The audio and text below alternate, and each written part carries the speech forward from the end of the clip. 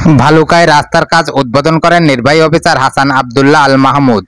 FM কাঞ্চন, ভালুকা প্রতিনিধি, বিশ্বের আলো টিভি। ময়মনসিংহের ভালুকা উপজেলার বিরুনিয়া ইউনিয়নে রাস্তার উন্নয়ন কাজের উদ্বোধন করা হয়েছে।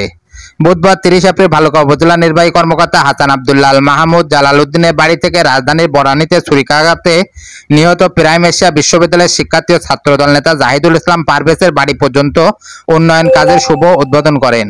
এ সময় বিরুনিয়া ইউপি চেয়ারম্যান শামসুল হুসাইন, সাবেক চেয়ারম্যান নাসির উদ্দিন, বাংলাদেশ জাতীয়তাবাদী স্বেচ্ছাসেবক দলের কেন্দ্রীয় কমিটির সদস্য মোস্তাফিজুর রহমান মামুন, উপজেলা স্বেচ্ছাসেবক দল নেতা কায়সার আহমেদ কাজল সহ উপজেলা ও স্থানীয় বিভিন্ন পর্যায়ের নেতৃবৃন্দ উপস্থিত ছিলেন।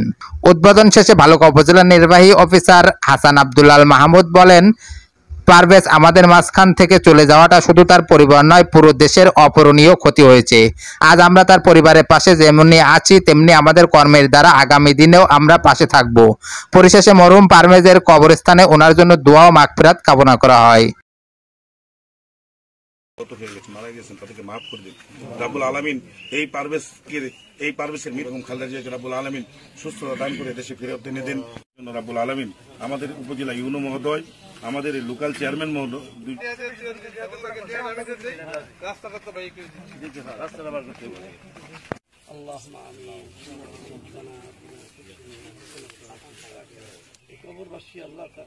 তুমি ক্ষমা করে দাও, এই কবরকে তুমি জান্নাতের বাগান বানিয়ে দাও আল্লাহ।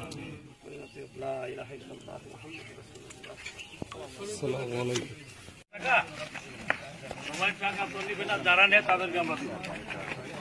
আসল ভাই এই আমরা সমস্যা বলতে যারা বাংলাদেশ গান ওটা তোমরা আমাদের অন্য বাকি তোমরা কি না বুঝো শিওর সংবাদ